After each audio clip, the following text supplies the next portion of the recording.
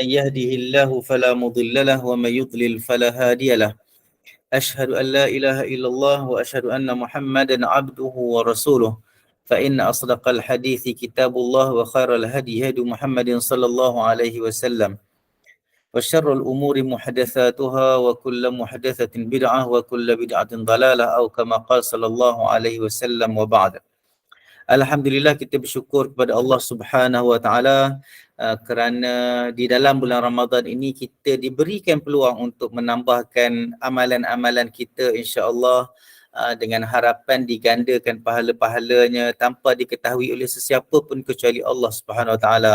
Semoga ianya menjadi di antara kejutan yang baik-baik untuk kita di akhirat nanti semasa kita bertemu Allah Subhanahu Wa Taala melalui neraca timbangan Allah Subhanahu Wa Taala yang Maha Adil.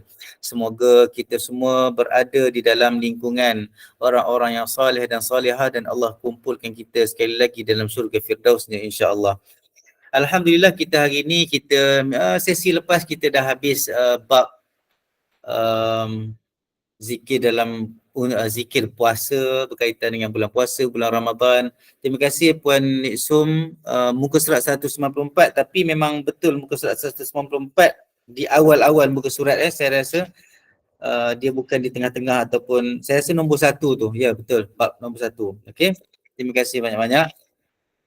Alhamdulillah, kita hari ini kita patah balik untuk meneruskan lagi perjalanan kita yang kita hari itu keluar sekejap pergi, ada masa pergi ke kitab umrah dan haji. Kita fokus sikit pada bacaan umrah, sikit pada umrah, bersesuaian pula dengan bulan puasa. Kita pergi kejap dalam bulan puasa punya zikir dan sekarang kita balik-balik kembali kepada jalan yang sebelum ini.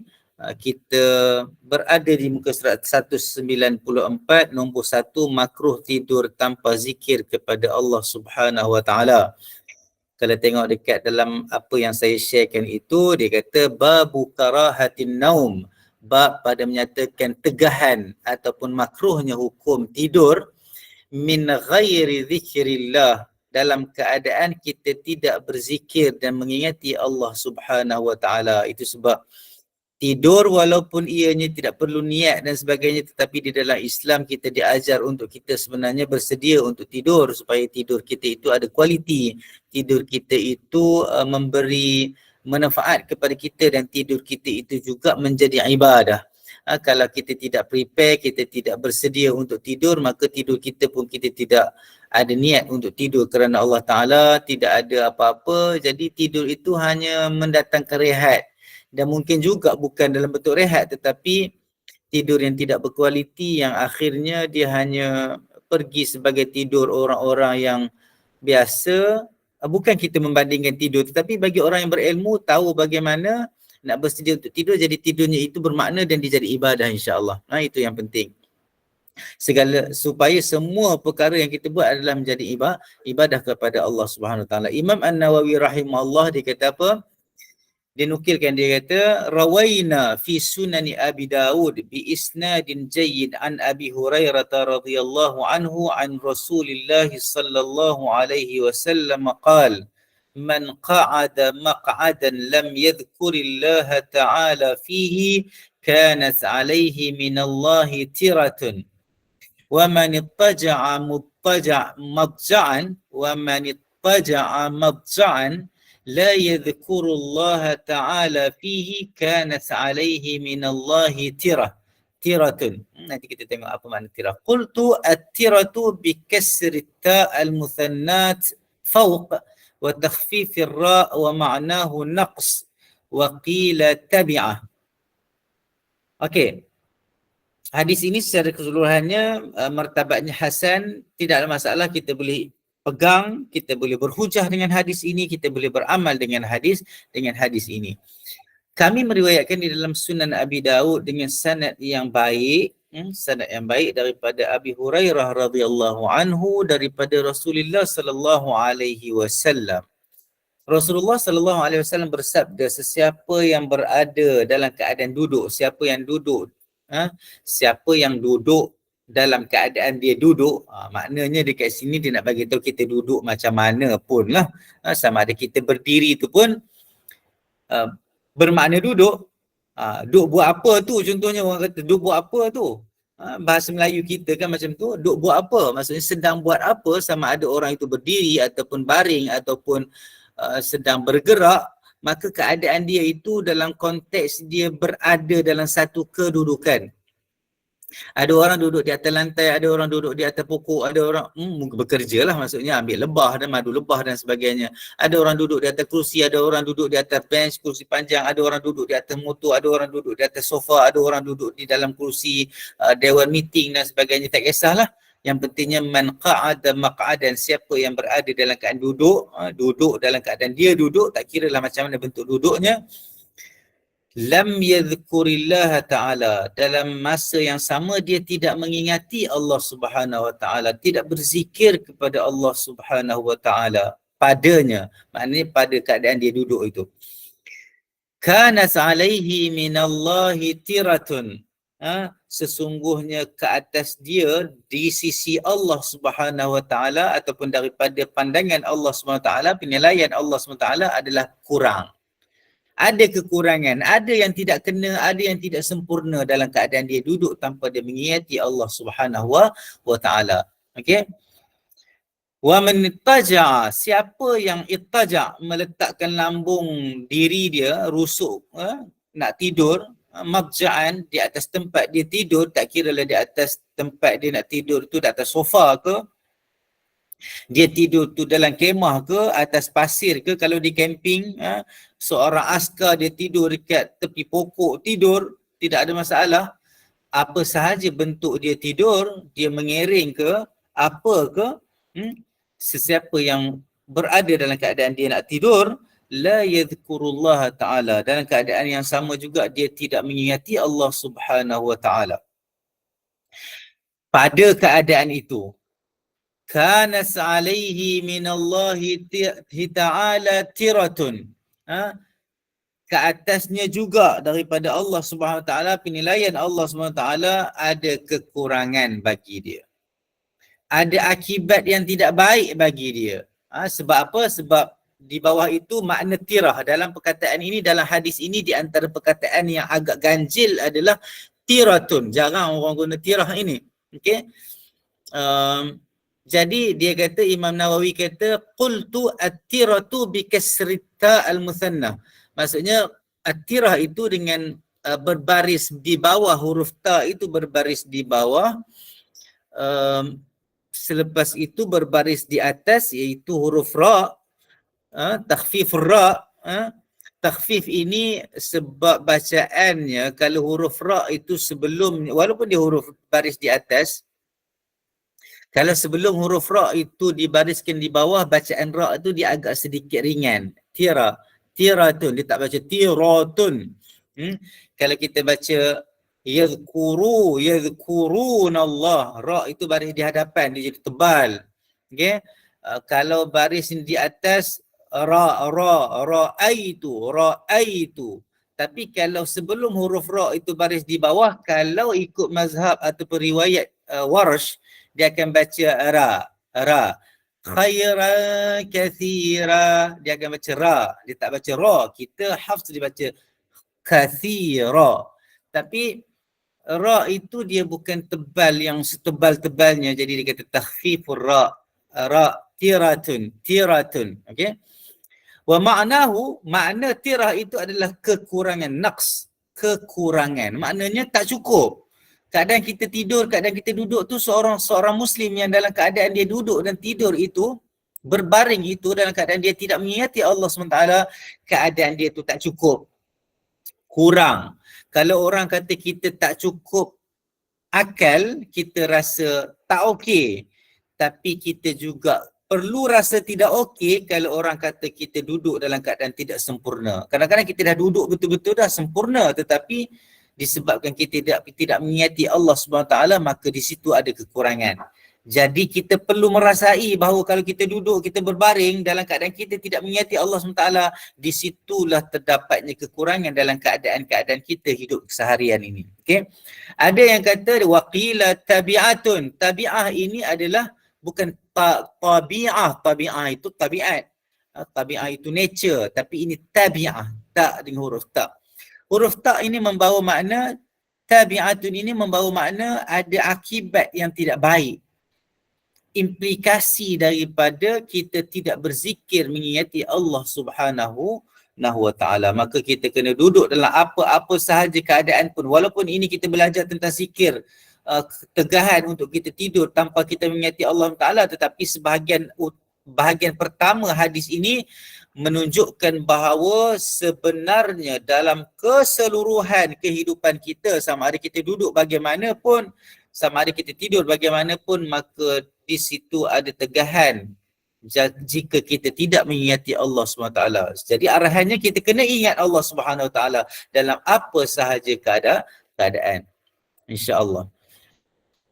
Hadis yang seterusnya, Imam An-Nawawi rahimahullah, dia kata apa? Dia kata, ini bab lain pula. Babu ma yaqulu idza istayqadha fil lail wa arada an-naum ba'dahu.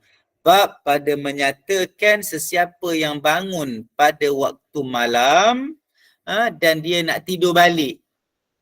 Dia nak tidur balik. Maknanya dia bukan bangun untuk tahajud ataupun dia dah solat tahajud, tetapi lepas dia tidur balik, dia terjaga dan dia tidaklah berniat nak solat tahajud, tetapi dia berniat nak tidur balik. Ataupun dia terbangun awal daripada biasa timing dia solat tahajud. Jadi tidak ada apa-apa tegahan.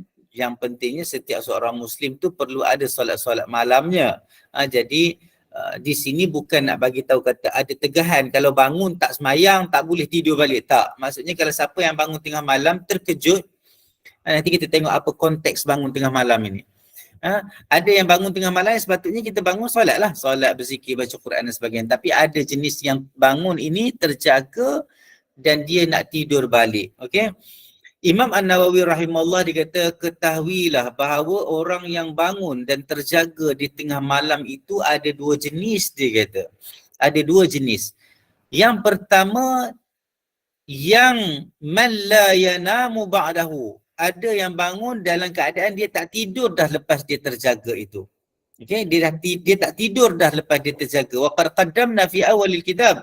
Dan kita dah sebut dah tentang bacaan-bacaan dan zikir-zikirnya pada awal kitab hari tu. Betul tak? Kita dah baca bacaan bila bangun dari tidur, nak baca apa dan zikir apa.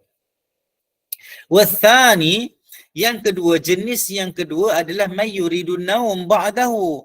Jenis yang kedua adalah orang yang terjaga dan bangun waktu malam, dia nak tidur balik. Dan dia nak tidur balik. Okey, dia nak tidur balik. Jadi janganlah kita bersangka buruk bagi orang yang bangun tengah malam dan dia nak tidur balik. Kita kata, oh tak bagus ni, Allah dah kejutkan kita bangun, sepatutnya kita bangun tahajud dan baca Quran. Mungkin dia penat.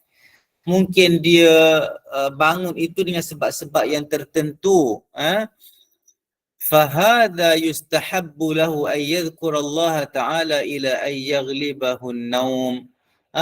Ini adalah dalam keadaan ini, maka dia disunatkan untuk terus mengingati Allah SWT, berzikir sehinggalah datang kembali tidur kepada dia dan dia tidur. Dan telah datang padanya zikir-zikir yang banyak. Di antaranya adalah zikir-zikir yang kita dah sebut dah dalam konteks bangun dan tak mahu tidur balik tu. Dan banyak dah zikir-zikir kita jumpa di awal kitab. Sekarang ini kita nak tengok zikir-zikir yang berkaitan dengan kita bangun dan kita nak tidur balik. Okey, apa yang Imam Nawawi kata? Ma rawaina fi sahih al-Bukhari, fi sahih al-Bukhari an Ubadah bin Samit radhiyallahu anhu anin Nabi sallallahu alaihi wasallam qala man ta'arra min al-lail faqala la ilaha illallah wahdahu la syarika lah lahul mulku wa lahul hamdu wa huwa ala kulli syai'in qadir walhamdulillah wa subhanallah wa la ilaha illallah wallahu akbar wa la hawla wa la quwwata illa billahil aliyyil wa la hawla wa la quwwata illa billah. Sampai situ saja, ikut lafaz sampai situ je. La wa la hawla wa la quwwata illa billah. Kemudian thumma qala Allahumma ighfirli aw da'a ustujiba lahu fa in tawadda'a qubilat salatuhu atau kama qala sallallahu alaihi wasallam. Daripada apa yang kami riwayatkan di dalam Sahih Bukhari daripada Ubadah bin Samit daripada Nabi sallallahu alaihi wasallam, Ubadah bin Samit radhiyallahu anhu daripada Nabi Muhammad sallallahu alaihi wasallam. Dia bersabda, sesiapa yang ta'ar ni dia lain daripada istaiqadha. Ta'arra ni dia lain daripada istaiqadha. Makna bangun ini dia lain daripada istiqadha. Okey, walaupun terjemahan dia adalah istiqadha, ta'ar ini sama. Okey, dalam bahasa Arab dia ada dua perkataan. Istiqadha bangun juga, terjaga daripada tidur. Ta'ar pun terjaga daripada tidur juga. Cumanya bila lepas saya cek di dalam kamus dan mu'jam bahasa Arab, ta'ar ini lebih membawa kepada makna bangun dengan suara. Apa makna bangun dengan suara? Bangun dengan suara ni makna dia bangun dalam keadaan mungkin mengigau. Mungkin juga dia bangun sebab terkejut. Ada benda jatuh, kucing lintas dia, kucing bising ke, ataupun jiran sebelah bergaduh ke, ada orang pencuri jiran sebelah ke apa ke, wallahualam, tapi dengan suara-suara ataupun dia tu sendiri bersuara. Maknanya mungkin mengigau, mungkin jenis sleepwalker kan, berjalan malam-malam contohnya. Itulah ujian-ujian yang Allah bagi kepada kita. Setengah orang, bukan senang. Ada orang suka sangat mengigau kita, yang tak suka mengigau ni kita rasa macam kenapa nak kena mengigau. Tak, ada ujian-ujian Allah bagi kepada orang. Maka ta'ar minal lail ni makna dia bangun dalam keadaan bersuara, ada suara. Dia mungkin kumat kami, ada suara yang keluar, ataupun bangun terjaga, terkejut.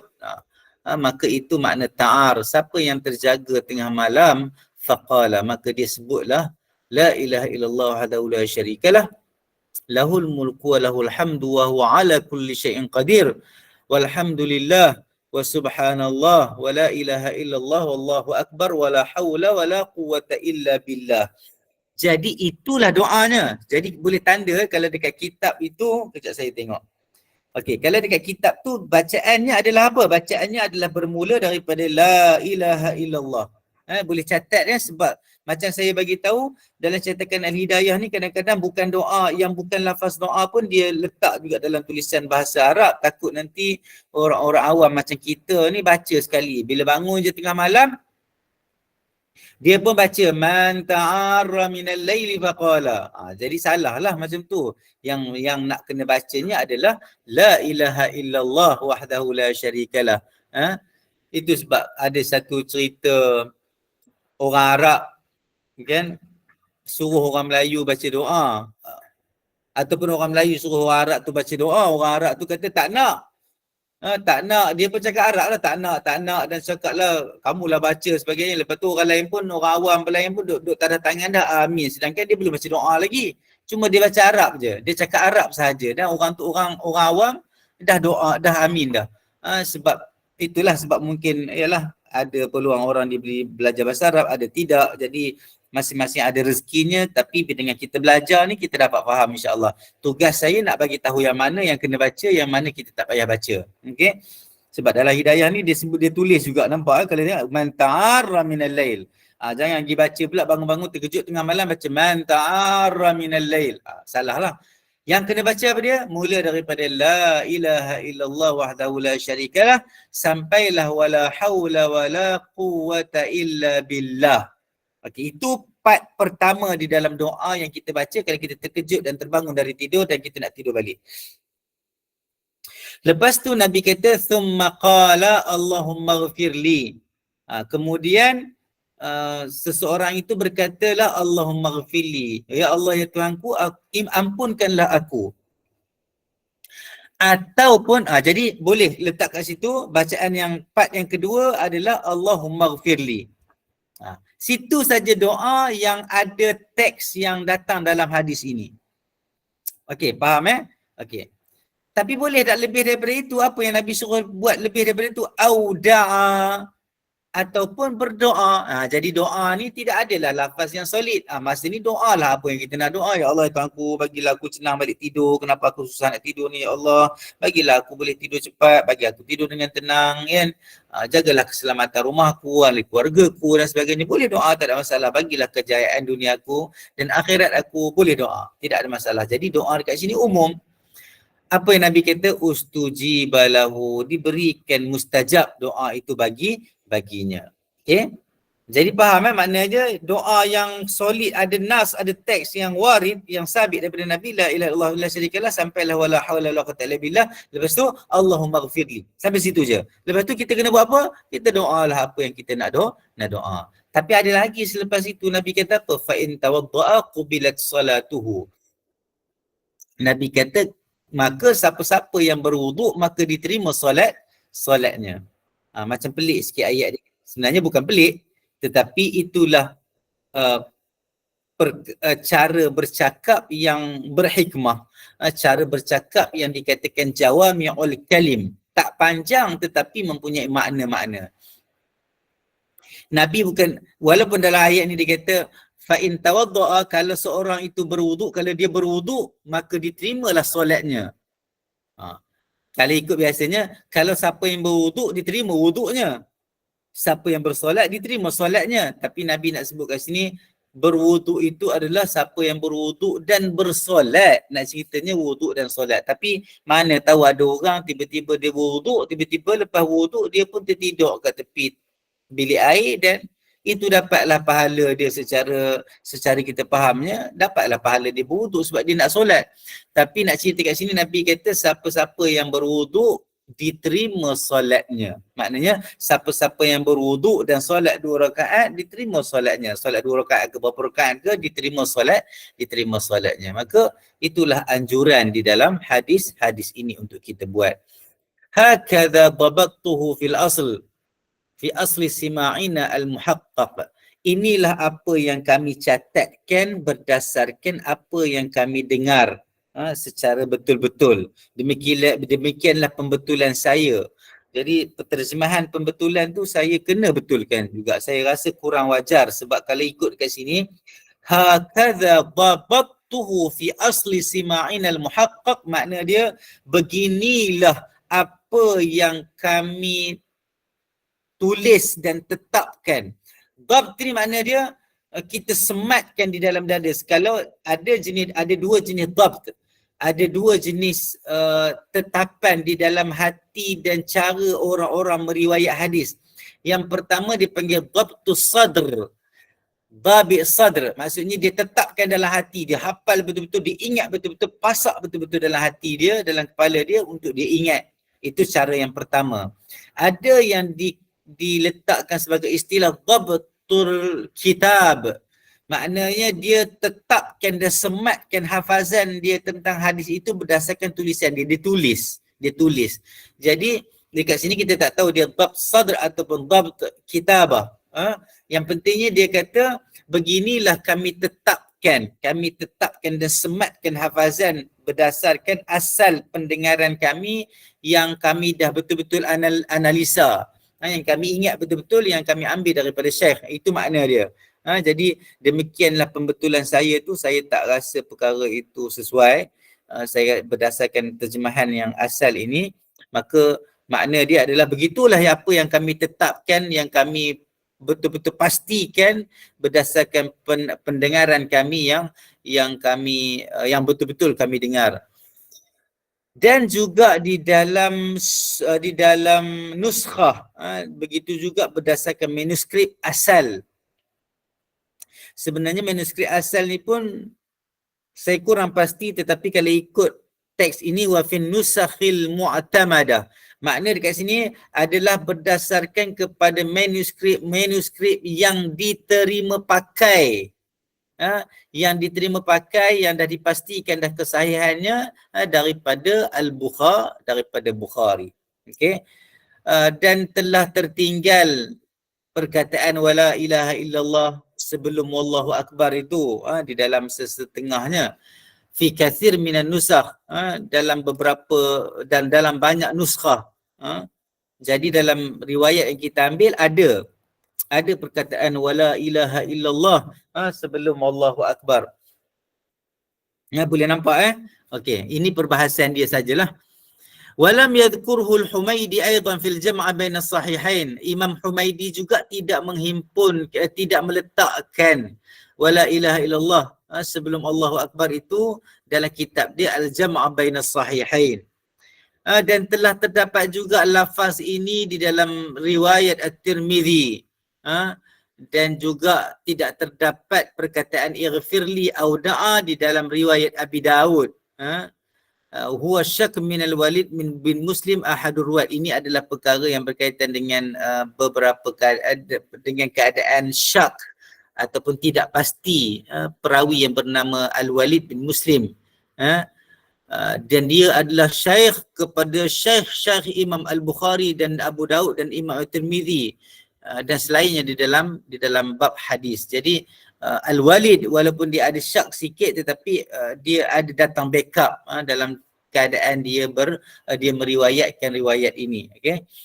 Jadi itulah doanya, la ilaha illallah wa la syarikalah lahul mulku wa lahul hamdu wa huwa ala kulli syai'in qadir, walhamdulillah wa subhanallah wa la ilaha illallah wallahu akbar wa la haula wa la quwata illa billah.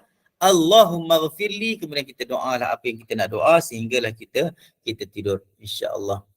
Perkataan ta'ar qauluhu sallallahu alaihi wasallam, lafaz ta'ar dengan huruf ra tasdid bererti bangun. Tapi macam saya kata tadi, bangun dekat sini dia bukan bermakna bangun biasa tetapi bangun dengan ada suara mengikut beberapa mu'jam ataupun kamus-kamus dalam bahasa Arab. Wallahu alam. Nanti kita teruskan kepada itu sebab kalau tengok dekat sini dia kata at-ta'ar, kalau ikut Ibn Hajar Al-Asqalani dia kata qala al-akthar at-ta'ar al-yaqadhah ma'as saut. Ta'ar ini bangun dengan keadaan ada suara. Okey. Jadi kita selesai dah hadis itu, kita masuk kepada hadis yang seterusnya insya-Allah. Saya tengok kalau ada soalan yang perlu saya jawab, kalau boleh dijawab. Makruh tidur tanpa zikir kepada Allah Ta'ala. Betul. Okey, yang tadi tajuk boleh ada gap antara dua doa ini ke Ustaz? Boleh, tidak ada masalah dekat situ. Walaupun tapi kalau ikut dekat sini, kalau betul-betul nak ikut hadis Nabi Muhammad sallallahu alaihi wasallam, kalau nak ikut betul-betul apa yang Nabi ajar, makanya dia dekat situ dia kata apa? Dia kata thumma qala, kemudian dia kata, makna dia selepas wala haula wala quwata illa billah, terus dia kata Allahumma ghfirli. Kalau ikut hadis ini thumma qala, kemudian dia kata. Makanya berurutanlah, kalau ikut dekat sini dia dalam keadaan berurutan. Jadi kalau ikut sunnahnya berurutan dulu, kemudian baru berdoa. Okey? Boleh? Okey. Let's say lepas doa pertama dia pergi minum air, lepas tu tak ada masalah, yang ni tak ada masalah, yang ni boleh, tak ada masalah. Berdoalah apa-apa saja pun dalam apa keadaan selepas kita amalkan zikir yang Nabi dah ajar tadi. Okey? Tidak ada masalah. Dari segi zahir ni tidak ada masalah.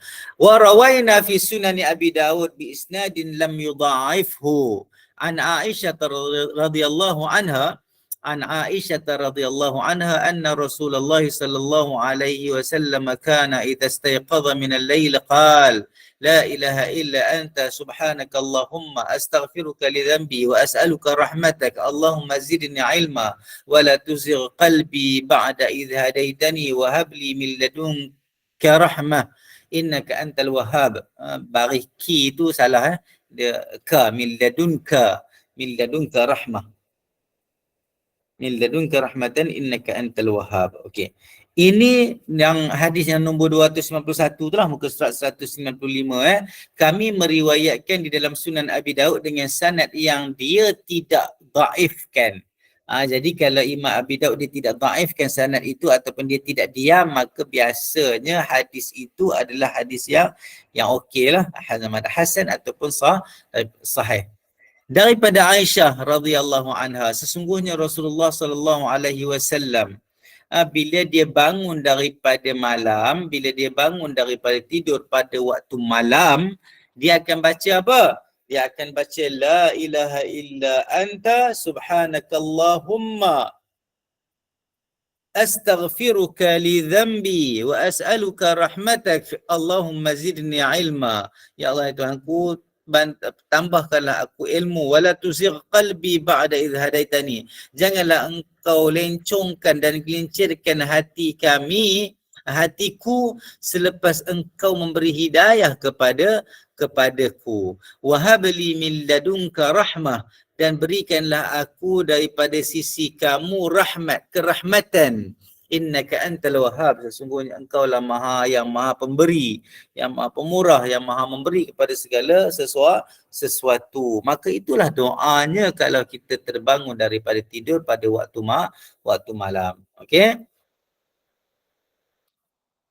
Itu tidak ada masalah sangat. Saya tengok kepada hadis itu, hadis yang mudah, martabatnya adalah hasan, maka bolehlah terus membaca hadis itu, membaca doa itu. Riwayat yang lain, warawaina fi kitab Ibn Sunni an Aisyah radhiyallahu anha qalat كانت تعني رسول الله صلى الله عليه وسلم إذا تعار من الليل قال لا إله إلا الله هو الواحد القهار رب السماوات والأرض وما بينهما العزيز الغفار atau kama qala sallallahu alaihi wasallam. Kami meriwayatkan dalam kitab Ibn Sunni daripada Aisyah radhiyallahu anha, sesungguhnya Nabi Muhammad sallallahu alaihi wasallam bila dia, sesungguhnya dia, maksudnya Aisyah kata Nabi Muhammad sallallahu alaihi wasallam, dia kata bila dia terjaga daripada tidur, dia akan baca apa? La ilaha illallahul wahidul qahar, yang maha esa. Tiada Tuhan yang disembah, yang layak disembah kecuali Tuhan yang maha esa, Tuhan yang maha perkasa. Rabbus samawati wal ard, Tuhan sekalian langit dan bumi. Wa ma bainahumal azizul ghaffar, dan antara keduanya langit dan bumi itu ada Allah Subhanahu wa taala yang maha aziz, yang maha ghaffar. Bukanlah nak kata Allah tu duduk di antara langit dan bumi, tetapi itulah apa yang diberitahu, duduk dengan apa cara yang layak bagi Allah Subhanahu wa taala. Allah itu bebas daripada bertempat dan mengikut masa. Laisa kamitslihi syai', tiada apa pun yang seumpama dengan Allah Subhanahu wa taala. Dialah yang maha esa, dialah yang maha perkasa dan kuat. Okey, hadis ini hadis sahih. Diriwayatkan di dalam kitab Ibn Sunni macam kita dah sebut tadi, apa Imam Nawawi dah bagi tahu. Okey, lepas itu dia masuk kepada masuk kepada hadis yang seterusnya. وروينا فيه بإسناد ضعيف عن أبي هريرة رضي الله عنه أنه سمع رسول الله صلى الله عليه وسلم يقول إذا رد الله عز وجل إلى العبد المسلم نفسه من الليل فسبحه واستغفره ودعاه وتقبل منه. Kami meriwayatkan dengan sanad yang dhaif, dia dah bagi tahu dah dhaif, daripada Abi Hurairah radhiyallahu anhu, sesungguhnya dia mendengar Rasulullah sallallahu alaihi wasallam berkata, idza raddallahu azza wa jalla, jika Allah Subhanahu wa taala memulangkan balik kepada seorang hamba muslim itu dirinya, maknanya bila dia tidur, roh dia mungkin merayau harta dan sebagainya, tapi Allah pulangkan balik. Dia kata bila Allah pulangkan balik roh ke dalam diri seorang muslim, hamba muslim pada waktu malam, maka dia hendaklah bertasbih dan minta ampun daripada Allah Subhanahu wa taala dan berdoa. Sesungguhnya Allah menerima segala doa dan amalan daripadanya. Hadis ini dhaif yang sangat-sangat, dhaif jiddan. Maka kita tak perlu menggunakan dalil ini untuk kita beribadat di waktu malam. Walaupun konten ataupun isinya adalah agak tidak ada masalah. Sebab hadis lain juga menyuruh kita berdoa, menyuruh kita beristighfar dan sebagainya, tetapi di dalam hadis ini sendiri adalah dhaif yang sangat-sangat. Maka kita nak berdoa, kita nak berzikir, kita ikut hadis yang sahih tadi. Kita belajar tentang perkara ini untuk ada konteks amar ma'ruf nahi mungkar. Saya selalu sebut, kalau kita belajar yang baik, yang betul sahaja, okey untuk kita ajak orang lain buat perkara yang baik yang dinamakan di dalam Islam sebagai amar ma'ruf, kan? Jadi ajak je orang buat baik dapat pahala, orang buat baik dapat pahala, orang buat baik dapat pahala. Itu adalah amar ma'ruf. Tetapi di dalam Islam dia ada satu lagi namanya nahi mungkar. Melarang daripada seseorang itu yang kita nampak itu melakukan kemungkaran. Jadi bagaimanakah dapat direalisasikan nahi mungkar ini jika kita tidak tahu satu-satu perkara itu betul atau salah, diterima ataupun tidak diterima. Jadi mengenali hadis-hadis dhaif ini penting juga. Untuk kita, bila kita dengar orang cakap, kita boleh nasihatkan dia bahawa hadis ini tidak kuat ataupun tidak betul. Kalau nak ikut hadis yang lain yang sahih. Wallahu alam. Itu di antara perkara yang kita boleh buat. Asalnya sebelum ni kita boleh amar ma'ruf sahaja. Sekarang kita dah boleh masuk ke dalam kategori nahi mungkar. Moga Allah bagi kita peluang-peluang yang banyak untuk kita buat amal ibadat, buat perkara-perkara yang baik. Semoga dengan itu kita dapat rahmat dan rahmat dan kemudahan daripada Allah Subhanahu wa taala. Okey, kita teruskan dengan hadis yang seterusnya. Dia kata wa rawaina fi kitab at-Tirmizi. Kami meriwayatkan di dalam kitab Sunan At-Tirmizi rahimahullah, dia kata apa? Wa Ibnu Majah wa Ibnu Sunni bi isnadin jayyid. Kami meriwayatkan di dalam kitab At-Tirmizi, Ibnu Majah dan Ibnu Sunni dengan sanad yang jayyid, dengan baik, sanad yang bagus, sanad yang diterima. Daripada siapa? Daripada Abi Hurairah radhiyallahu anhu. Qala Rasulullah sallallahu alaihi wasallam. Abu Hurairah kata Rasulullah sallallahu alaihi wasallam bersabda, "Idza qama ahadukum an firashihi min al-laili thumma 'ada ilayhi falyanfudhu bi sanifati izarihi 3 marrat. Fa innahu la yadri ma khalafahu 'alayhi. Fa idza ittaja' falyaqul bismika Allahumma wada'tu janbi wa bika arfa'u. In amsakta nafsi farhamha wa in radattaha fahfadhha bima tahfidhu bihi ibadaka salihin." Atau kama qala sallallahu alaihi wasallam. Apa yang Nabi kata? Nabi ajar. Bila seseorang daripada kamu itu bangun daripada katil dia, jika seseorang daripada kamu itu bangun daripada katil dia pada waktu malam, kemudian dia patah balik ataupun selepas dia solat dan baca Quran dan berzikir, dia pun balik kepada tempat dia nak tidur, falyanfudhu bi sanifati izarihi. Maka kibaskanlah, pukulkanlah tempat tidur kamu itu dengan izar ataupun bahagian dalam baju kita tu. Maksudnya sikit kecil je lah, bukan buka baju pergi kibas. Jadi kibas sikit. Fa innahu la yadri ma khalafahu. Sesungguhnya dia tidak tahu apa yang ditinggalkan di atas katil itu. Maksudnya tak kira lah anak-anak naik ke ataupun kita sendiri ada. Itulah sebab ada kajian saya pernah baca ke dengar, kenapa kita kena kibas-kibas itu juga selain daripada mungkin ada bahaya-bahaya yang kita nampak. Masa kita tidur dilaporkan kita ni ada, wallahualam kalau kat sini ada doktor dan pakar-pakar yang boleh bantu saya, kita sebenarnya ada benda-benda yang tercabut-cabut daripada kulit kita, sel-sel mati dan sebagainya, habuk-habuk dan sikit-sikit daripada badan kita, mungkin dia terjatuh masa kita tidur. Jadi benda tu tidak sesuai dan tidak bagus untuk kesihatan manusia sebab ia termasuk dalam perkara dan bahagian badan yang dah terpisah daripada badan kita, maka ia tidak diperlukan lagi untuk badan kita.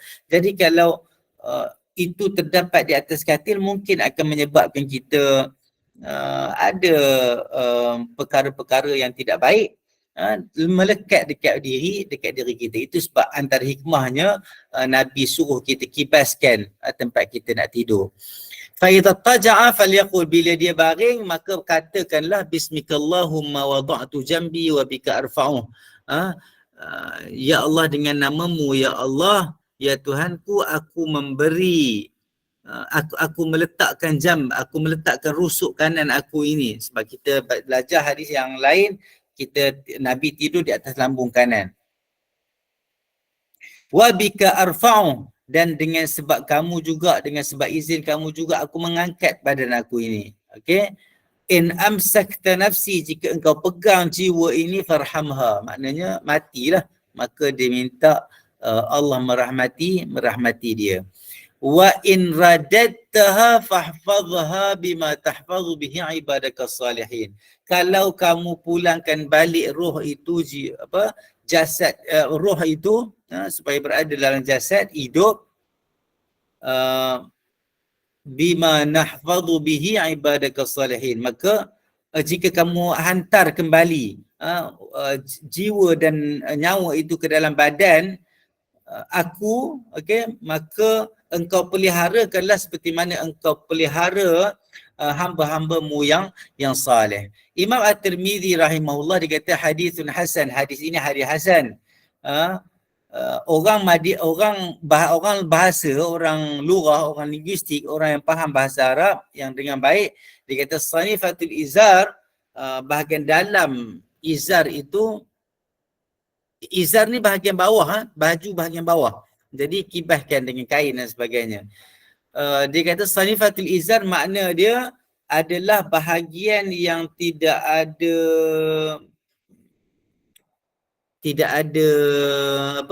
tubuh, maksudnya bahagian yang tidak melekat dengan tubuh kita supaya dia senang. Kalau kita ambil bahagian atas ini nak kibas macam mana kan? Dia susah, dia melekat dengan tubuh kita, dia dekat dengan tubuh kita. Okey. Wa qila janibahu, ada yang kata belah tepi kain, belah tepi kain untuk kita kibaskan. Ai janib kana, bahagian mana pun tak apa, bahagian tepi, depan, belakang dan sebagainya kalau boleh. Yang pentingnya arahannya adalah untuk kita mengibaskan, memukulkan sikit di atas tempat tidur, dekat tempat tidur kita. Okey, itu bahagian yang berkaitan dengan kita mengibaskan kain dekat tempat tidur. Okey. Okey, selepas itu hadis yang seterusnya pada nombor 290, 295. Okey, kalau tengok dekat sini 295 hadisnya adalah warawaina, warawaina fi muwatta al-imam Imam Malik, fi muwatta Imam Malik rahimahullah, fi babid du'a akhir kitab salah, pada menyatakan doa pada pada bab doa akhir kitab solat. Ini nama kitab di dalam kitab Imam Malik, Muwatta. Kami meriwayatkan di dalam kitab Muwatta oleh Imam Malik rahimahullah pada bab doa akhir kitab solat di dalam kitab Muwatta, daripada Imam Malik, annahu balaghahu an Abi Darda, telah sampai kepada Imam Malik daripada Abi Darda radhiyallahu anhu. Abu Darda adalah adalah sahabat Nabi, Imam Malik adalah tabi'i, selepas sahabat. Annahu kana yaqum, sesungguhnya Abu Darda ini telah bangun pada waktu malam dan dia kata namatil uyun wa gharatin nujum wa anta hayyun qayyum. Jadi ini doa yang dikatakan sampai kepada Imam Malik daripada Abu Darda radhiyallahu anhu. Okey, cuma hadis ini dia bukan hadis, dia adalah satu athar yang hukumnya mauquf dan dia adalah dhaif, yang lemah, riwayat yang lemah. Maka ada yang berpendapat kata apa yang datang dalam kitab Muwatta ini telah diselesaikan isu statusnya, tetapi masih lagi di sana ada percakapan di kalangan para ulama hadis tentang sebahagian daripada hadis-hadis di dalam kitab Al-Muwatta. Jadi ini di antaranya lah, dahlah dia mauquf, lepas tu dia adalah dhaif. Jadi tak guna pun tak apalah zikir ini, sebab dia tidak sabit direct kepada Nabi Muhammad sallallahu alaihi wasallam. Lepas tu kita masuk kepada babu ma yaqulu idza qaliqa fi firashihi falam yanam. Bab pada menyatakan seseorang yang dia gelisah, duduk tak tentu hala, tidur tak nyenyak, terjaga sana terjaga sini, tidur sekejap 10 minit terjaga pula. Maka ini antara ujian yang Allah bagi, macam saya kata, ujian yang Allah bagi kepada umat Islam, kepada umat Islam sebagai ujian. Ada pahalanya di situ insya-Allah, ada pahalanya di situ insya-Allah. Apa yang Nabi kata, apa yang Imam Nawawi kata, rawaina fi kitab Ibn Sunni an Zaid bin Thabit qala syaqautu ila Rasulullah sallallahu alaihi wasallam ariqan asabani. Kami meriwayatkan di dalam kitab Ibn Sunni daripada Zaid bin Thabit, dia kata aku mengadu kepada Rasulullah sallallahu alaihi wasallam tentang apa? Tentang keadaan tidurnya yang tidak nyenyak, keadaan tidurnya yang sentiasa terganggu. Apa yang Nabi ajarkan kepada dia? Kalau mengikut riwayat inilah, Nabi ajarkan Allahumma gharatin nujum wahada'atin uyun wahada'atil uyun wa anta hayyun qayyum la ta'khudhuka sinatun wala naum ya hayyu ya qayyum ihdini laili wa anim aini. Okey, itulah doanya. Faqultu fa adhhab Allah azza wa jalla anni ma kuntu ajid. Maka lepas baca doa tu Allah pun menghilangkan penyakit mata yang tak mau tidur ini. Okey, lepas tu dia boleh tidurlah. Itu makna dia dekat sini. Tapi hadis ini statusnya adalah dhaif yang sangat. Statusnya adalah dhaif yang sangat, maka kita tinggallah. Kita tinggal dan fokus kepada hadis-hadis yang sahih. Hadis yang sahih. Kami meriwayatkan lagi. Sekejap. Saya tengok Pak Anim Aini. Okey. Muka surat 198. Kami meriwayatkan juga di dalam kitab Ibn Sunni. Okey, kami meriwayatkan juga daripada Yahya bin Hibban. Kami meriwayatkan juga dalam kitab Ibn Sunni daripada Yahya bin Hibban bahawa Khalid dengan bagi di atas Ibnu Habban. Okey, silap. Yahya bin Habban, sebab kalau Ibnu Hibban perawi hadis, okey, muhaddis. Ini Yahya bin Habban, perawi hadis juga, tapi dia bukan Ibnu Hibban. Yang ni Yahya Ibnu Habban. Yang Ibnu Hibban lain. Okey, dengan hak yang berada di atas dan ya dengan huruf ba, Habban. Sesungguhnya Khalid Ibn Walid telah terkesan dengan keadaan dia tak boleh nak tidur. Asabahu ariq. Okey, asabahu ariq. Dia kata tidak boleh tidur. Perkara itu dia adukan kepada Nabi Muhammad sallallahu alaihi wasallam. Okey? Fasyakka dzalika ila Nabi sallallahu alaihi wasallam.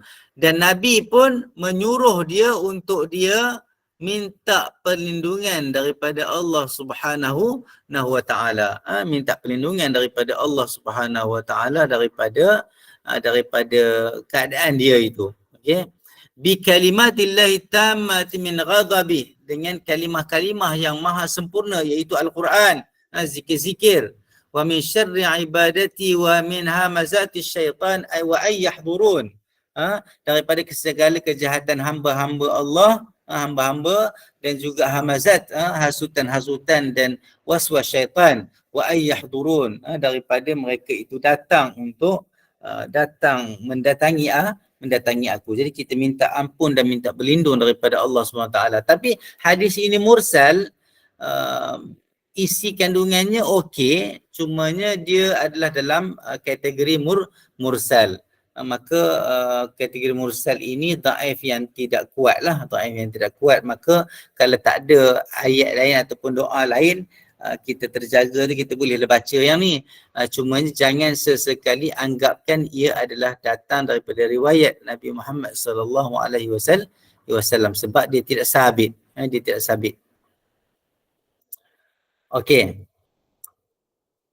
Tapi dari segi Imam Ibn Hajar, dia kata apa dekat sini? Kalau tengok kat sini kan, dia kata waqala al-Hafiz Ibn Hajar, dia kata mengikut Hafiz Ibn Hajar ini adalah mursal dhaif tetapi dia sahihul isnad. Dari segi sanad dia boleh diterima. Jadi kalau tengok balik dekat sini maknanya bolehlah bolehlah kita baca doa ini, boleh baca doa ini, tapi tidaklah menyandarkan secara keseluruhannya solid kepada Nabi Muhammad sallallahu alaihi wasallam. Okey. Itulah sedikit berkaitan dengan bangun dari tidur disebabkan kita gelisah, disebabkan kita gelisah. Mungkin ada penyakit insomnia dan sebagainya. Maka kita kena doa banyak-banyak. Okey. Kami meriwayatkan di dalam kitab At-Tirmizi. Kami meriwayatkan dalam kitab At-Tirmizi. Ada soalan tak? Okey, tak ada soalan. Kami meriwayatkan dalam kitab At-Tirmizi dengan sanad yang dhaif dan didhaifkan juga oleh Imam At-Tirmizi daripada Buraidah radhiyallahu anhu. Dia kata syaka Khalid bin Walid. Ya, Khalid bin Walid ini dia mengadu kepada Nabi Muhammad sallallahu alaihi wasallam dan dia berkata, ya Rasulullah, ma anamul lail min al-ariq. Ya Rasulullah, aku tak dapat tidur dengan sebab ada kegelisahan. Qala Nabi sallallahu alaihi wasallam, idza awaita ila firashika faqul Allahumma rabbis samawati as-sab'i wa ma adallat wa rabbil aradina wa ma aqallat wa rabbasy syayatin wa ma adallat. Kun li jaran min khalqika kullihim jami'an ay yafrita alayya ahadun minhum aw ay yaghniya alayya. Azza jaruka wa jalla thanauka wa la ilaha ghairuk wa la ilaha illa anta. Ini doa yang diriwayatkanlah oleh Imam An-Nawawi rahimahullah, tetapi setelah dikaji selidik maka hadis ini martabatnya adalah dhaif yang sangat-sangat, maka kita boleh tinggalkan insya-Allah. Okey. Ini kita masuk ke bahagian apa? Bahagian apa yang dia kena sebut kalau dia terkejut daripada tidur. Doa-doa yang mungkin lebih kurang. Kalau apa? Tadi terkejut dari tidur sebab ada kegelisahan, yang ni tiba-tiba dikejutkan daripada tidur. Kita biasa astagfirullahalazim, kenapa, kita melatah dan sebagainya. Tak ada masalah, cumanya tindakan-tindakan luar kawal itu perlulah dibiasakan diri kita dengan zikir-zikir kepada Allah Subhanahu wa taala. Okey, bab pada menyatakan kalau terkejut daripada tidur. Rawaina fi sunani Abi Daud. Kami meriwayatkan daripada dalam Sunan Abi Daud. Kami meriwayatkan dalam Sunan Abi Daud dan Tirmizi dan Ibnu Sunni dan selain daripadanya, daripada Amr bin Shu'aib, daripada ayahnya, daripada datuknya, sesungguhnya Rasulullah sallallahu alaihi wasallam kana yu'allimuhum min al-faza' kalimat a'udzu bi kalimatillahi tammati min ghadabihi wa syarri ibadihi wa min hamazati syayatin wa ay yahdurun. Okey, itu doa dia. Okey, kami bukan, itu doa dia tadi. Apa doa dia tadi? A'udzu bi kalimatillahi tammat. Aku berlindung dengan kalimah-kalimah Allah yang maha sempurna daripada kemurkaannya,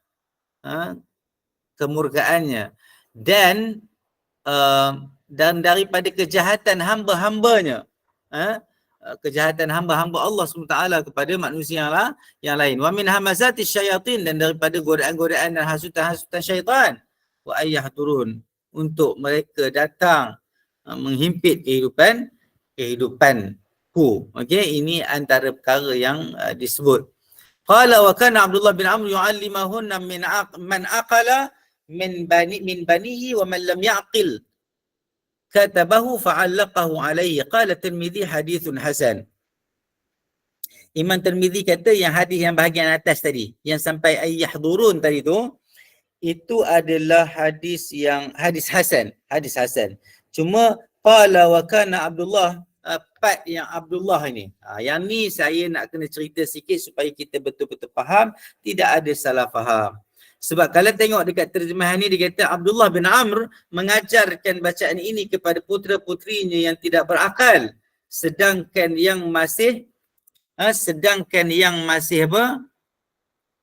Cuba tengok kat situ. Sedangkan yang masih tidak berakal, kata bahu Abdullah bin Amr, dia akan baca bacaan ni kepada putera-puteranya, kepada putera-putrinya yang tidak berakal. Sekejap. Abdullah bin Amr mengajar bacaan ini kepada putera-putrinya yang telah berakal. Sedangkan yang masih kecil dan dia tulis kemudian dikalungkan di leher mereka. Boleh nampak tak dekat sini apa dia isu dia?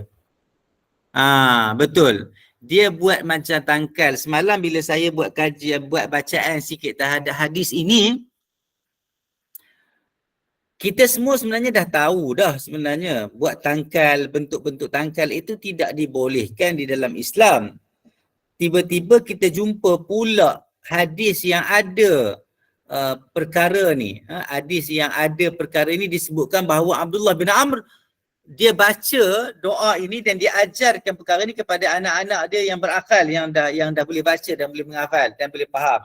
Tapi bagi anak-anak kecil, contohnya baby ni yang baru-baru kecil ni kan, yang tidak berakal lagi ni, dikatakan Abdullah bin Amr dia baca dan dia gantung. Dia gantung. Dia gantung dekat leher. Kalau ikut kat sini dia kata allaqahu alaihi, maksudnya gantung, letak. Dia tak tahu dah dekat tangan ke dekat leher ke apa ke. Jadi kalau saya dah tengok kat situ, saya tengok dari segi pembacaan, yang riwayat yang sampai wa ayyah turun tu hadis hasan. Tapi yang perkataan qala, perkataan yang kata Abdullah bin Amr mengajarkan bacaan ini kepada putera-putrinya dan yang tidak berakal,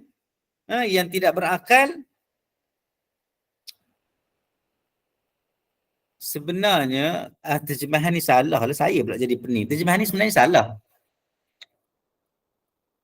Okey, kalau tengok kat sini dia kata apa? Abdullah bin Amr mengajarkan bacaan ini kepada putera-putrinya yang telah berakal. Bukan. Betul-betul. Terjemahan ni betul. Saya ni saya silap. Okey, yang telah berakal, bukan tidak berakal. Okey, jadi Abdullah bin Amr dia mengajarkan kepada putera-putrinya yang berakal, yang telah berakal, yang dah balik, yang dah faham doa ini dan anak-anak dibacalah. Tapi yang tidak berakal, yang masih kecil, dia kalungkan. Dia tulis dan dia kalungkan. Maka kat sini isu dia, riwayat ini tidak kuat. Riwayat yang kedua ni, yang daripada perkataan qala, yang perkataan Abdullah bin Amr sampai leher mereka itu, riwayat yang ni yang tidak kuat. Riwayat yang ini, saya dah tengok dah semalam, saya dah baca dah beberapa tulisan, kajian dan analisa sedikit, dan inilah yang tidak kuat riwayatnya. Jadi sebenarnya tidak boleh menulis apa-apa sama ada orang budak itu berakal atau tidak berakal, kita tulis dan kita gantungkan dekat tengkuk ke, dekat leher ke, dekat pinggang ke apa ke, itu adalah satu bentuk tegahan yang tidak boleh dibuat sekerana ianya menyerupai tangkal ataupun perkara yang ditegah oleh Islam. Wallahu a'lam. Maka kita sama-sama jauhi daripada perkara ini. Ulama-ulama bila bercakap tentang perkara ini, bercakap tentang hadis ini, riwayat ini yang kata Abdullah bin Amr buat ni, mereka berkata tidak boleh buat macam tu sebenarnya, dan bukan nak condemn apa yang Abdullah bin Amr buat. Even isu riwayat itu tidak kuat. Jadi kita anggap riwayat ini tidak betul lah, tidak sahih lah, datang daripada Abdullah bin Amr. Okey. Kalau Abdullah bin Amr buat pun perkara itu tidak disepakati oleh para sahabat yang lain. Sebab di kalangan para sahabat sendiri pun ada khilaf juga di kalangan mereka. Maka ulama kata bagi anak-anak yang berakal, ajarkan kepada mereka supaya mereka baca benda ni. Mereka baca dan amalkan. Bagi anak-anak yang tidak berakal, apa yang kita kena buat? Kita tak payah tulis, kita tak payah gantung, tapi kita bacakan dan doakan kepada anak-anak kecil ini. Boleh Saya tengok soalan sikit sebelum, ada ramai yang angkat tangan ni. Boleh ke yang angkat tangan dulu? Sekejap. Saya tengok kadang-kadang orang muda dalam kitab intim kata gantung kat leher. Itulah dia kata fa'allaqa alaihi. fa'allaqahu alaih, gantungnya ke atasnya. Gantung ni biasa kat leher lah, sebab yang bergantung ni dekat leher lah kita tengok. Tapi kalau dekat tangan itu kita tak kata gantung, kita kata pakaikan gelang dan sebagainya. Tapi kat sini kita nampak dia kata gantung lah. So gantung kalau dekat Intan tadi, ikut Intan, ada ikut Puan Intan forever. Okey. Ikut dekat Intan ni, dia kata gantung kat leher. Tak apalah. Maknanya gantung. Dan perbuatan itu disepakati. Majoriti ulama kata tak boleh buat, dan perkara ini kita kena kita tinggalkan dan elakkan. Riwayat yang kata Abdullah bin Amr buat ni pun sebenarnya tidak kuat, maka kita bersangka baik dengan semuanya. Saya tengok kat sini ada 3 orang angkat tangan. 3 orang ke 2 orang? Boleh ke siapa-siapa nak tanya? Nak tanya dulu Zainab, Puan Zainab, Yatim Mustafa dan Amnira Suhana. Dan Assalamualaikum warahmatullahi wabarakatuh, Ustaz. Assalamualaikum warahmatullahi wabarakatuh. Nak tanya. Okey, Ustaz cakap pasal tulis dekat kertas ni, Ustaz kan? Sekiranya ada yang orang yang cuba berubat ni menulis dekat kertas ni dan kita pun tak pasti ayat dia je yang tahu. Kita dah simpan lama dah kertas ni, sebab nak buang dia ada kalimah Allah, ada tulis Muhammad, ada tulis Bismillah. Macam mana ni, Ustaz? Okey. Besar ke tulisannya? Kecil je kan? Dia gulung-gulung kan? Diikat, digantung kan? Size A4, Ustaz. Size A4, lepas tu letak dekat mana? Tak, saya simpan sebabnya saya tak amalkan pun.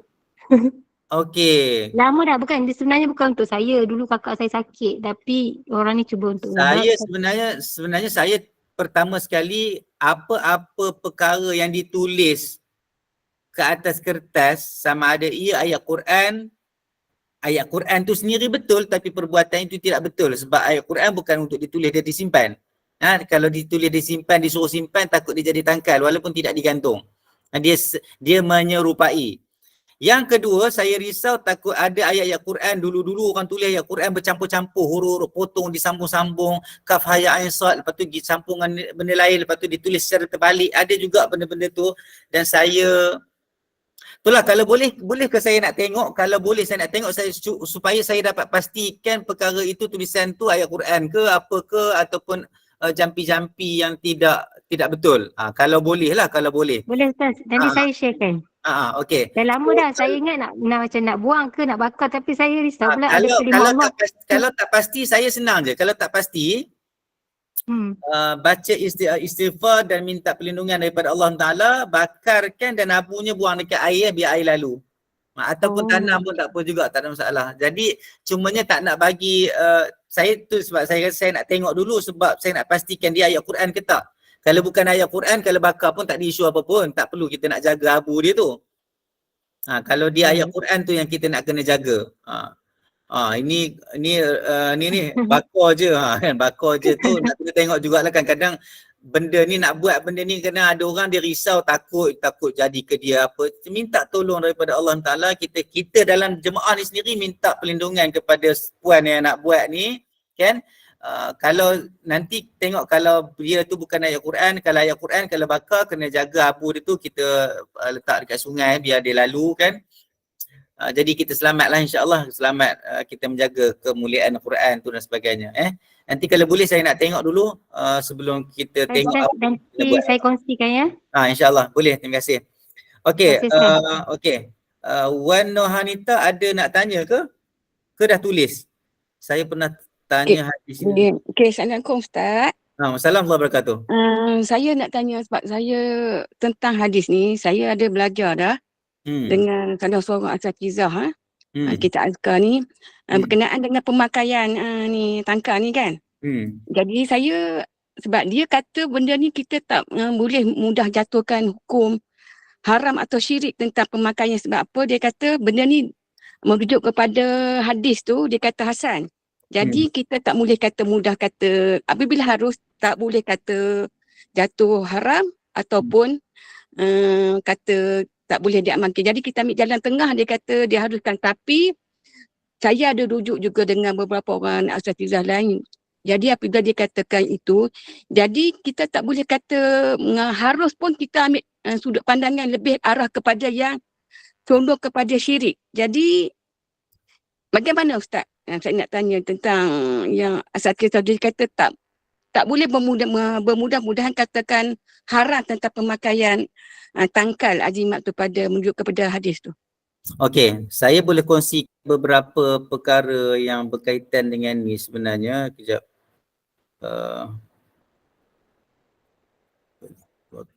Tamaim. Yang ni pun tak boleh, kejap. Sebab saya dah check dah dekat sini. Apa yang disebut oleh Abdullah bin Mas'ud contohnya kan. Lepas tu dia kata nau' min at-tayyib asfar. Okey. Kejap saya check satu lagi. Sebab semalam saya dah baca dah. Okey. Yulaqinuha. Okey, tu sebab kalau tengok dekat sini, kalau tengok dekat sanad yang saya tengok dekat dalam Islam Soal wa Jawab oleh Syekh Saleh Muhammad Saleh Al-Munajjid. Dia kata apa? Dia kata dekat sini kata wa hadzal hadis fi isnadihi nazar idh annahu min riwayat Muhammad bin Ishaq wa huwa mudallis wa qad an. Muhammad bin Ishaq ni dia kalau tengok kat sini dia kata dia ni termasuk dalam orang yang mudallis. Mudallis ni buat benda yang tak kena lah dari segi sanad dan sebagainya. Okay? Jadi saya dah tengok dah beberapa tulisan ni di antaranya lah. Jadi kalau nak menjawab soalan tu balik, mengikut yang ustaz tu kata, kalau dia nak kata Hasan tu, saya melihat kepada yang Hasan tu sampai kepada yang wa ayyahdurun itu.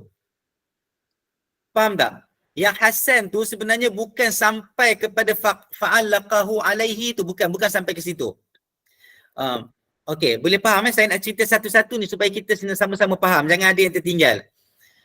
Yang bahagian qala tu Abdullah bin Amr mengajarkan kepada tu semua kan, sampailah dia kata menuliskan dan mengantungkan kepada untuk baby yang belum lagi berakal itu. Yang part tu yang ada isu tentang riwayatnya. Tambahan itu ada isu. Yang atas, bahagian atas sampai wa ayyahdurun itu adalah hadis Hasan. Itu Hasan. Itu apa yang saya dapat telusuri daripada tulisan-tulisan yang saya faham lah, yang saya tengok, yang saya rujuk. Ada 2-3 tempat semalam. Itu satu bahagian cara kita nak faham. Jadi kalau itu ada isu, maka kita boleh tinggalkan lah. Kita pun tak sangka buruk dengan Abdullah bin Amr. Boleh faham Okey. Kalaulah ada yang nak berpegang kepada bahawa Abdullah bin Amr ini mungkin buat disebabkan ada yang mungkin berpendapat bahawa itu termasuk di dalam hadis yang di atas dan keseluruhannya dianggap Hasan. Okey, kita tengok. Kita tidak sangka buruk kepada kepada Abdullah bin Amr, tetapi mungkin itu kesilapan. Kalaulah itu kesilapan, dia tidak sebab sahabat dia bukan maksum. Yang tu kita kena faham. Sahabat dia bukan maksum. Masa saya kata tadi, sahabat dia, di kalangan para sahabat sendiri pun sebenarnya ada yang khilaf. Ada yang bersendirian dengan pendapat dia, ada yang bersama-sama dengan pendapat para sahabat yang lain. Okey? Dan kita masuk kepada isu satu lagi dalam konteks ilmu usul fiqh. Dalam mazhab Syafi'i tak ada benda ni. Dia masyhur dalam mazhab Maliki, dia panggil Sadduz Zara'i'. Sadduz Zara'i' ini adalah satu konsep, satu kaedah dalam fiqh, menutup jalan. Dia panggil menutup jalan. Perkara ni mungkin boleh, tetapi kita tutup jalan supaya dia tidak pergi kepada keharaman. Dia tidak pergi kepada khurafat. Jadi itulah ulama-ulama berpesan kepada kita orang Islam tentang perkara ini, kita jauhkan. Itu sebab dalam mazhab Maliki dia ada Sadduz Zari'ah.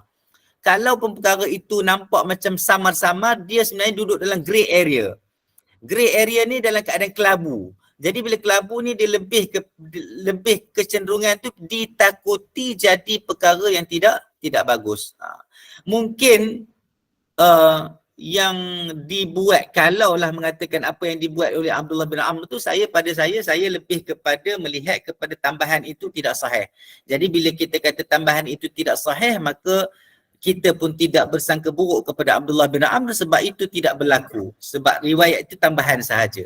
Itulah yang saya nak bagi tahu. Jadi wallahu alam, kalaupun siapa yang nak pegang kepada riwayat itu termasuk juga martabatnya hasan, dia lebih kepada kita ambillah kaedah saddu zari'ah ini. Kita menutup jalan-jalan supaya kita tidak tergelincir kepada khurafat dan perkara yang tidak betul dari segi akidah. Wallahu alam. Jadi kalau tanya saya, pendapat saya secara individu, saya bersama-sama dengan pendapat ulama-ulama lain yang mengatakan bahawa ini adalah mirip kepada tangkal yang kita kena jauhkan.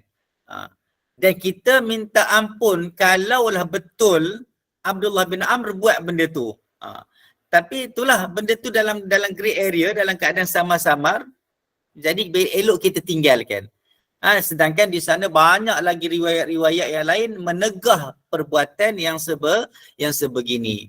Kita banyak, kalau kita bincang tentang keadaan sahabat, kita belum lagi bincang tentang perang Siffin, perang Jamal, pergaduhan, peperangan di antara Muawiyahnya dengan Alinya dan sebagainya. Kalau pergi ke situ nanti kita akan jauh lagi. Jadi kita memahami keadaan para sahabat itu dalam konteks yang adil, dalam konteks kita juga sama-sama minta ampun untuk diri kita dan untuk para salafus salih yang lain juga. Begitu keadaan dia lebih kurang supaya kita rasa lebih tenang dalam keadaan ini. Jadi kalau tanya saya lebih kepada, sekali lagi saya lebih kepada tambahan riwayat ini tidak kuat. Jadi tambahan riwayat ini tidak kuat, jadi kita tak perlu buat dan tak boleh buat. Itu senang je. Yang kuatnya, yang hasannya sampai wa ayyahdurun sahaja. Jadi boleh baca a'udzu bikalimatillahi tammati min ghadabihi wa syarri ibadihi wa min hamazatis syayatin wa ayyahdurun. Itu ya baca. Okay, so tak payah tulis, tak payah gantung kat mana-mana insya-Allah. Okay, saya harap saya boleh jawab soalan tu Puan Wan Nohanita. Jadi terima kasih. Terima kasih Ustaz. Jadi itu pendapat saya secara pribadi, insya-Allah. Dan pendapat itu juga diambil daripada tulisan-tulisan dan majoriti para ulama juga menasihatkan perkara ini dielakkan dan tak boleh buat. Okey Puan, apa lagi nak tambah? Macam yang kelas tu kan, macam mana Ustaz kalau macam asatizah tu masih lagi berpendapat dengan benda tu kan. Jadi ada jemaah tu yang mungkin yang kurang pendedahan tentang orang kata tafsiran yang hadis tu kan. Jadi dia orang berpegang kepada yang tafsiran yang kata hadis hasan tadi setakat ayat yang tu saja. Jadi dia macam ni Ustaz. Jadi saya ni lah, kalau saya ambil pandangan Ustaz kan. Jadi sebab kita tak nak kata kita mengamalkan benda-benda yang khurafat, yang syirik, yang boleh menyebabkan kita jatuh kepada kufur kan. Jadi bagaimana cara saya untuk nak orang kata convince, orang kata nak approach kawan-kawan saya kan, yang sama-sama jemaah dalam kelas tu, yang agar kita keluar pada kepompong dalam green zone tu. Macam mana tu cara yang lebih orang kata win-win situation, tak ada orang kata menyinggung perasaan orang lain. Sebenarnya dalam kerja dakwah ni, dalam kerja menegur ni, sebenarnya kita kena faham bahawa kita boleh tegur sahaja, tapi kita tak boleh membuatkan orang itu ikut. Jadi dalam bab menegur ni, macam saya kata tadi lah, kalau ustaz tu masih berpegang dengan hadis hasan itu, termasuk sampai cerita tentang Abdullah bin Amr ni, kita tak boleh nak buat apa-apa. Kita hanya boleh bagi tahu sahajalah. Nanti saya boleh fitkan beberapa, saya nak bagi kat mana saya nak bagi dekat Opah ke, mungkin saya bagi kat Opah lah, saya bagi kat Opah insya-Allah, ataupun siapa-siapa boleh PM saya pun tak ada masalah. Saya boleh bagi kat Opah tentang beberapa rujukan tulisan di dalam internet, yang dalam website tu ulama-ulama dah jawab dah tentang perkara itu sebenarnya. Jadi kita datangkan dengan hujah. Jadi kalau dia nak ikutlah. Kita pun kena ajarkan juga supaya kita jangan sangka buruk dengan ustaz yang lain yang mengajar. Mungkin itu pendapat dia, wallahu alam, ini pendapat saya. Ini pendapat saya dengan saya mengikut pendapat-pendapat ulama-ulama yang satu pihak lagi yang melihat kepada benda ni perlu dijauhkan, supaya kita tidak masuk ke dalam lubang-lubang dan punca-punca yang mungkin boleh menyebabkan kita kepada kesyirikan. Tapi bagi orang yang mungkin dia rasa selamat untuk guna tanpa ada syirik dan sebagainya, wallahu alam, Tak tahulah, itu kita serah kepada Allah Ta'ala. Tetapi inilah benda yang kita boleh cakap lah, kita boleh nasihat, kita boleh approach kawan-kawan kita dengan keadaan yang baik. Nanti saya cuba bagi beberapa sumber. Terima kasih Puan Intan. Nanti saya akan cuba bagikan beberapa sumber. Dalam bahasa Arab boleh terjemah lah, siapa-siapa yang boleh kan nak terjemah, saya nak terjemah tu mungkin saya akan cuba bagi caption yang pendek-pendek lah. Supaya kita datangkan dengan hujah sikit supaya mereka boleh terima. Tapi kalau mereka masih juga tidak menerima, ketahuilah dan yakinlah bahawa kita dah cuba untuk buat yang terbaik, menyampaikan perkara yang baik. Dalam buat kerja dakwah ni kita jangan stres, sebab kalau kita stres nanti kita jadi macam, bila kita stres kita rasa orang degil. Itu satu masalah juga. Bila kita stres kita rasa orang degil, orang tak mau dengar cakap kita, kita je belajar betul. Memang kita yakin dengan apa yang kita belajar, tapi kita tak boleh nak meyakinkan orang lain, itu bukan kerja kita. Jadi kerja dakwah ini adalah satu konteks percubaan untuk kita memberi manfaat kepada orang lain, memberi nasihat kepada orang lain. Tu kasar juga tu kan, kalau kita kata ketegak tu tak boleh lah, sebab mungkin kita belajar, kita ada hujah-hujah kita sendiri. Tapi kalau orang lain tak nak dengar, itu bukan kita lah, bukan masalah kita lah. Janji kita dah bagi tahu. Janganlah kita tak bagi tahu, tiba-tiba kita kata orang tu degil. Kita bagi tahu dulu sekali, kita bagi tahu dulu 2 kali, tapi kadang-kadang janganlah sampai perkara itu. Tapi itulah benda ni berkaitan dengan akidah, berkaitan dengan syirik. Jadi dan benda ni, hadis ini duduk dalam keadaan yang saya nampak dia masih lagi duduk dalam grey area. Cuma kita berpendapat, saya berpendapat bersama dengan ulama-ulama lain yang berpendapat bahawa tambahan itu adalah tidak kuat, tambahan itu adalah tidak sabit daripada Nabi Muhammad SAW. Jadi cuba je lah bagi tahu elok-elok, dan kalau dia tak nak dengar dah stop lah, tak ada masalah, insyaAllah. Biarkan dan kita doa. Itulah kita lepas kita berdakwah, kita sebenarnya kita mungkin kurang berdoa. Bukan orang jemaah, saya sendiri menegur diri saya sendiri, dan kita sama-sama lepas kita buat kerja dakwah, lepas kita buat nasihat, lepas kita buat teguran, kita kena doa kepada Allah Ta'ala supaya kita itu dulu diberikan ilmu yang betul dan jalan yang lurus, dan kita doa kepada orang lain juga supaya mendapat hidayah dan diberi keyakinan terhadap perkara yang benar. Jadi saya harap saya dah cuba menjawab dengan cara yang saya boleh jawab lah. Semoga kita sama-sama diberikan kekuatan oleh Allah SWT, dan kita juga doa kepada kita dan semua orang lain diberikan hidayah dan jalan yang lurus, jalan yang benar untuk kita ikut dan amalkan dalam kehidupan kita seharian, insya-Allah. Aqulu qawli hadza wa astaghfirullah li wa lakum wa li sa'ilil muslimina wal muslimat. Rabbana atina fid dunya hasanah wa fil akhirati hasanah wa qina adzabannar. Wa sallallahu ala sayyidina Muhammad wa ala alihi wa sahbihi wasallam. Subhana rabbika rabbil izzati amma yasifun wa salamun alal mursalin walhamdulillahi rabbil alamin. Assalamualaikum warahmatullahi wabarakatuh. Waalaikumsalam warahmatullahi wabarakatuh. Terima kasih jazakallahu khairan Fadil Ustaz Muhammad Azhar atas perkongsian ilmunya, dan semoga diberi kefahaman buat kita semua. Dan terima kasih kepada para jemaah yang sudi duduk bersama-sama hingga ke akhir majlis ilmu ini, dan teruskanlah untuk keesok harinya pula, dan insya-Allah semoga di lain kesempatan kita akan bersama-sama lagi dengan Ustaz dan para jemaah semua. Dan Ustaz, kita tangguhkan dululah dengan tasbih kafarah dan surah Al-Asr. InsyaAllah. A'udzubillahi minasyaitonir rajim. Wal 'asri innal insana lafi khusr illa alladhina amanu wa 'amilus salihati wa tawassaw bil haqqi wa tawassaw bis sabr. Subhanakallahumma wa bihamdika asyhadu an la ilaha illa anta astaghfiruka wa atubu ilaik. Rabbana atina fid dunya hasanah wa fil akhirati hasanah wa qina adzabannar. Wa sallallahu ala sayyidina Muhammad wa ala alihi washabihi wasallam. Walhamdulillahirabbil alamin. Assalamualaikum warahmatullahi wabarakatuh, dan minta maaf kalau ada apa-apa yang kurang sesuai ataupun kurang selesa. InsyaAllah moga Allah bagi kita yang terbaik, insyaAllah. Assalamualaikum warahmatullahi wabarakatuh. Waalaikumsalam warahmatullahi wabarakatuh. Waalaikumsalam warahmatullahi wabarakatuh.